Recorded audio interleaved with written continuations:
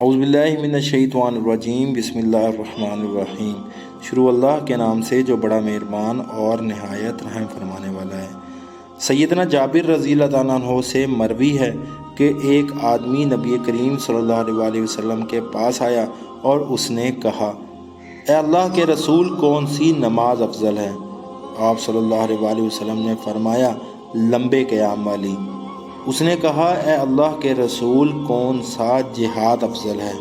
آپ صلی اللہ علیہ وسلم نے فرمایا، جس کے گھوڑے کی کونچیں کاٹ دی جائیں اور جس کا خون بہا دیا جائے۔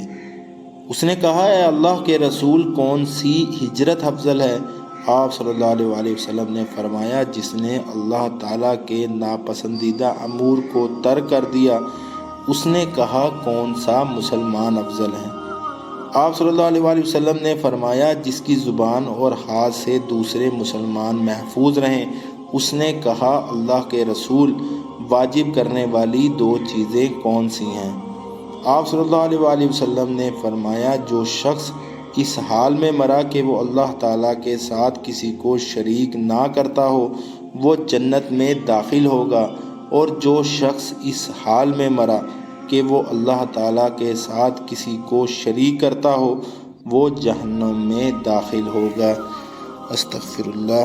یا اللہ، جو سنا ہے اس پر عمل کرنے کی توفیق عطا فرما۔ آمین یا رب العالمین۔